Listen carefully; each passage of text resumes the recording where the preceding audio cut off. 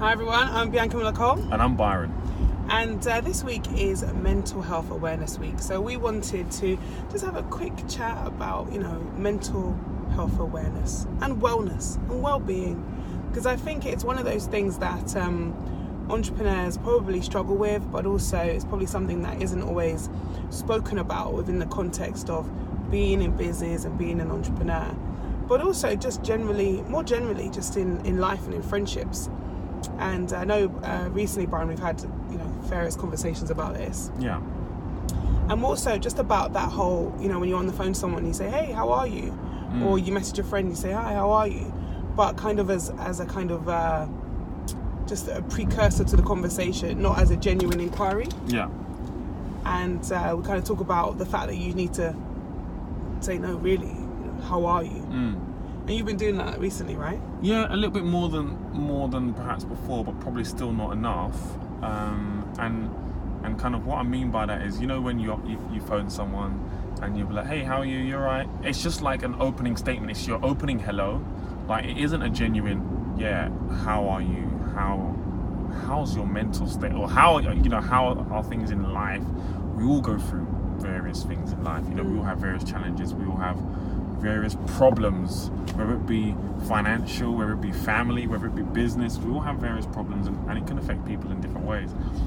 And I think that I'm more aware now of kind of challenges, I guess, in life that people are having, including myself. And I think I'm more just conscious, and I think I just ask more questions, kind of about how the person is. It's not just, "Oh yeah, how are you mate, how are you bro?" It's not just that kind of flippant statement anymore.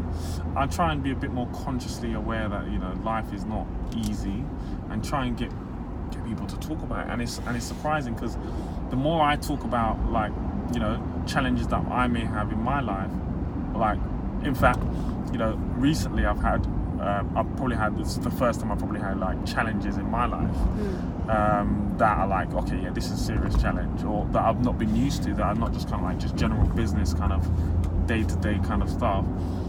And then when people ask me, "Oh yeah, how are you?" and I'll just tell them, like, "Yeah, this is what's happened." And they're like, "Oh, really? Yeah, I had a similar issue." And I'm like, "Oh, really?" And I just find the conversation completely changes. The dynamic of the conversation. Yeah. So I don't know. And the relationship changes a little bit, does it? Do you feel that as a result of sharing, they feel more inclined to share with you, and therefore more continuously you now are checking in on each other? No, probably not. But I think I'm like an open book. So if you ask me a question, like, don't ask if you don't really want to know the answer. So when I got asked this particular question, I answered very openly, and like, "Oh, really? Wow!" And then they just went on with their issues, and it was like, well, okay, why didn't I know that? But that's what I'm saying. Do you feel like, as a result of you telling your truth, so to speak, that it then made them want to be more open with you, and it created a different dimension to that friendship? Or perhaps, but I like to take responsibility and say that, you know what, I wasn't asking the right questions, and if I was asking the right questions, maybe I would have got the right answer. Sure. Because it's such a generic statement to say, "How are you?" Like, it's just such a nothing statement. Like, it doesn't mean anything. So maybe the questions I asked should have been more kind of specific to the realities of what everybody faces in life, and me knowing more about their circumstances, perhaps. So I think maybe just the changing of some of the questions is really important. Or just waiting afterwards. I feel like people say, "Oh yeah, hi, how are you? Okay, great." So like, there's no actual pause. Yeah, I pulled a few people up on that. Like, yeah, I'm all good. No. Yeah. How are you? Like, seriously, how are you? And like, even a couple of people that I know, I'm like, "How's your mental state?" And I've had a couple of interesting conversations on the back of that, because I think it's so, like, in the UK we have such kind of a stigma about mental health and people's mental well-being, and like, versus America, they that's like part of their gym routine. Going to see their therapist or counselor. Like, that's part of their gym routine, for their mental well-being. So I think that's awesome. You know, and we should look after our mental health. You know, so. And I think I almost feel like I think I'm more conscious now of it. So I check in on when I know that I have certain friends that are going through issues or whatever. I check in more regularly. But it's only because of that checking in or them just saying one thing that you then are open to it. But I think if you ask more questions, you'll be more aware. And I think it, like you said, it goes both ways. I feel like sometimes, I think in friendship dynamics, people don't check on the strongest friend. You know, the one that they perceive to be really strong. They don't check on them. They don't say, absolutely. How are things? You know, what's really happening? They don't really ask that question. Absolutely. I think that comes with being a leader, and I feel that, and you're very right. People they assume everything is amazing and everything's great, and I don't know why people perhaps might not ask. But yeah, you're very, very right. And as the strongest friend, sometimes I feel like there's a pressure not to disclose if you're having an issue. Because you feel like you're meant to be the strong one in the group, potentially. Listen, I've got no problems telling you. Me neither. But people don't ask. If you ask me how a particular thing is going, I'm going to tell you. I've got no shame. I don't care. It's life. It was wins and losses. As long as you win more than you lose, I'm okay with that. So if you ask me a particular question, I will give you like a genuine answer. So, you know, that is... Are people prepared for a genuine answer, though? Because that's the other thing. You know, like in a scenario where you say, hey, how are you? And you're having the worst day. No one really wants to hear about your day. Sometimes, I feel. Like in a client-based situation, someone say, hey, how are you? They're like, really, they want to, oh yeah, great, how are you? Great. And that's I guess the reason why I feel perhaps I get a lot of success with my calls when I'm you know, offering various services. You're building that rapport. Absolutely, I build that rapport. So when someone says, and I say, oh, how are you? How's your week been? And they say, oh, I've been on holiday. I know we're digressing momentarily, but they say, I've been on holiday. I take interest in that. I'm like, great. Where did you go? How was it? Who did you go with? I'm building that rapport. That's digressing. That's going into like sales mode for a moment there. But it's not just about sales. It's about asking a question and waiting for an answer. It's just, I feel like we're so busy now and there's so much distractions that you can get into a state where you're not really asking a question. Yeah, it's not. You don't want an answer. You don't want an answer. It's a part of your hello. Yeah, it's a greeting. So, what do you think are the questions? What have you had most success with in terms of questions to ask? Has there been like you found yourself in a particular pattern of question that you ask, or is it just it's on a case, how are you? It's on a case by case basis. I think, you know, when you know a friend, you know what the most important things are to them, and I ask more specific questions about those important things. I might say, how's work? But instead of just saying like, you know, how's work, I'll just ask, what challenges are you facing at work? It's a different question. Completely. How's work? It's such an open. You'd feel like you're gonna. It's you just get the reply. Oh yeah, work's work. Work, and work's work is not an answer to anything. No, what does that mean? But that's what. It's like, my friends won't say that because I'll be like, what it was. And I'll be like, you know, my friends wouldn't say that to me because I'll be like, what? Work's work. Work's? What does that even mean? And my friends wouldn't say that, but I'll ask more specific questions like, what challenges are you facing at the work at the moment, and what successes are you getting at work? And we just have like that dialogue, not with all my friends, but with some that I kind of speak to more on the phone. On the phone? It's interesting. Do you feel like you wouldn't ask those questions face to face? You added on the phone. I know you're a phone guy though. I'm not a phone guy. Well, you are when you're driving long distance. Yeah, if I'm in the car, I speak on the phone. Yeah. To clients or friends. Do you know, I have a different way of doing it. I just check in on people, and I'll just say, checking in, is everything okay? And my friends know that, you know, I'll just, if I'm not communicating with them even for a week, I'll just check in, you know. So yeah, I just check in. But literally, I'll put checking in, everything okay? That's good. So, and I guess the other thing that people ask a lot is about the stress, dealing with stress and time management as an entrepreneur and dealing with all that stuff. Do you have any thoughts on that? how you best deal with who? I have plenty of thoughts on. I mean, that's good. Would you like to share those thoughts? Be more specific with your question. When stress management, how do you deal with? Because when we talk about mental health and mental wellness, a lot of it is born out of stress from various different facets of life, I'm sure. But do you have any mechanisms as an entrepreneur that you use to deal with stress? Or stressful times or situations?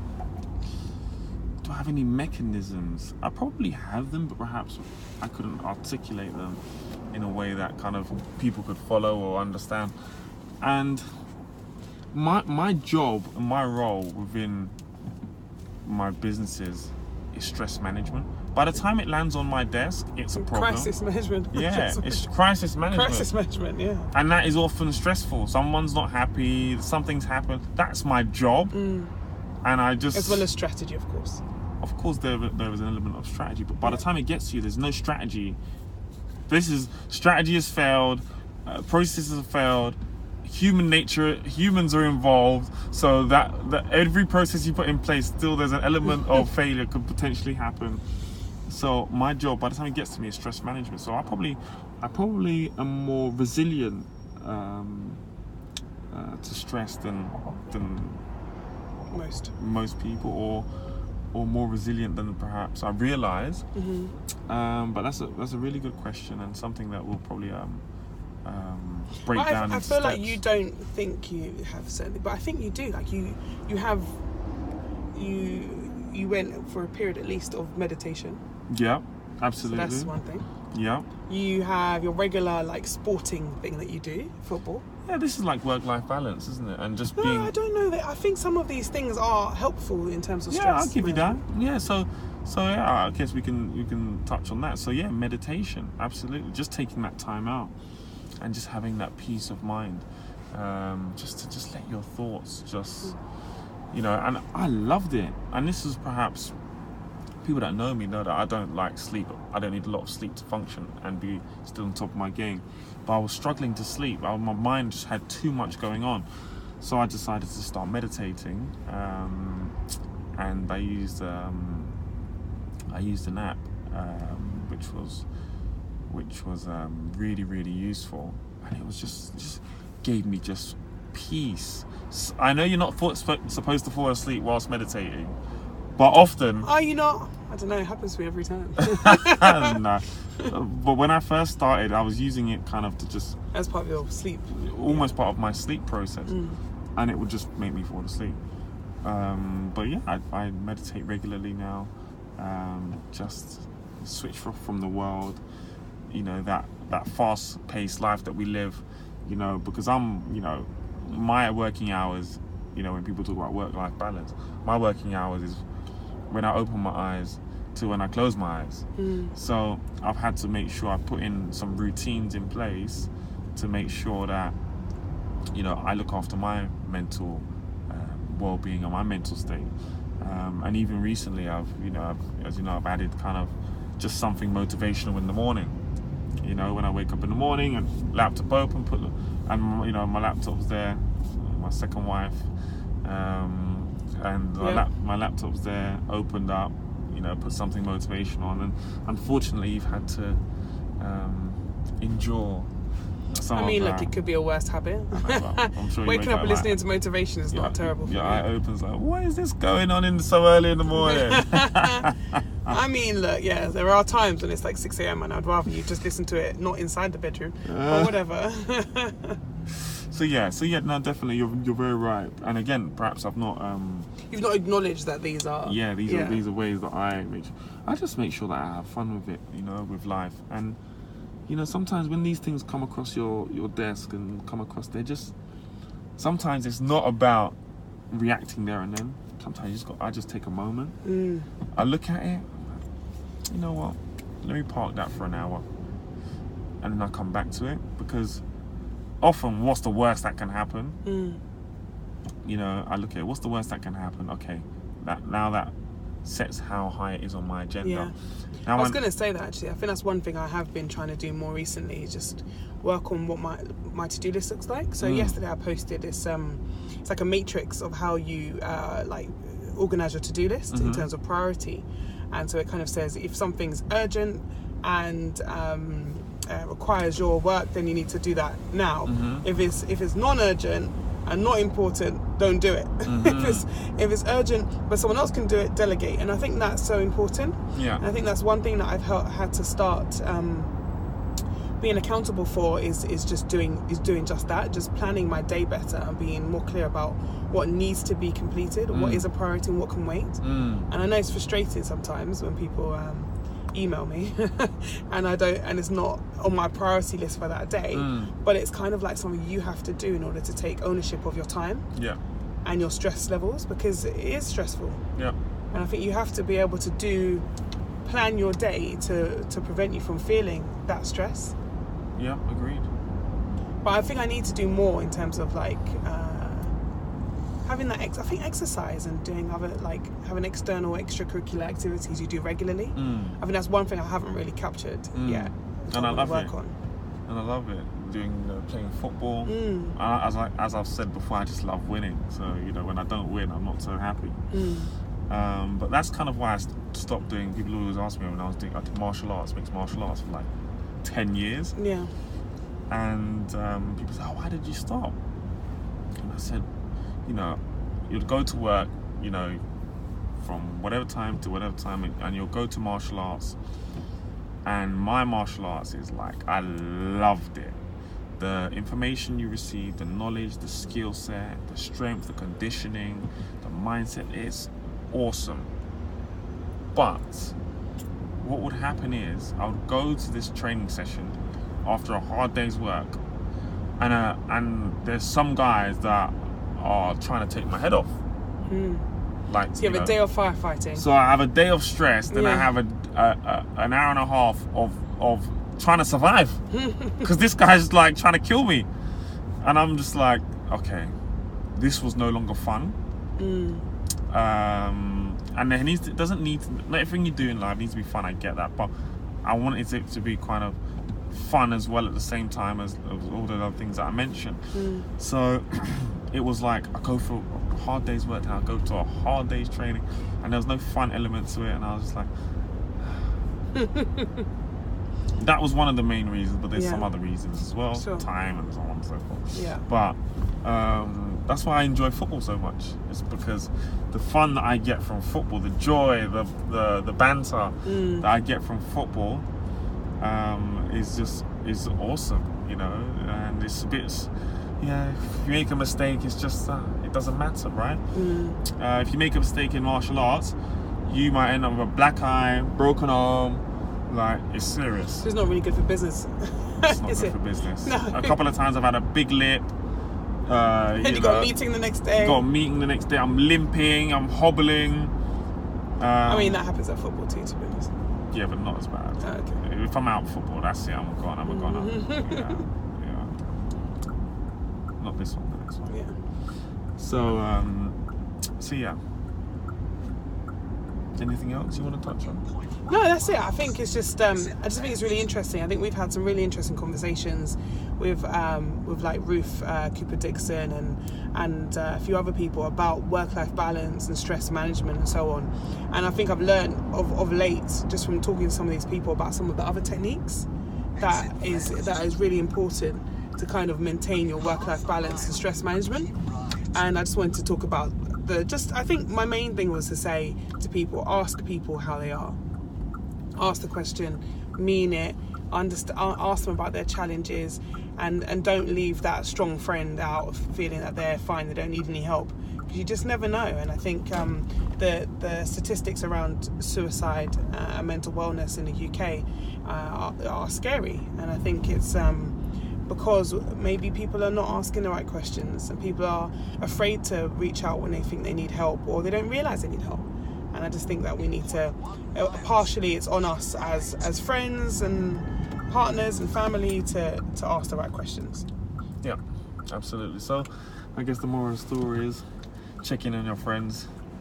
Really check in on your friends. Not just for socialising. Yeah, and even when you socialise, it's hard to ask sometimes because other people are around. Yeah. So you check in on your friends and ask the right questions to get the right answer. So Until next time, I'm Byron.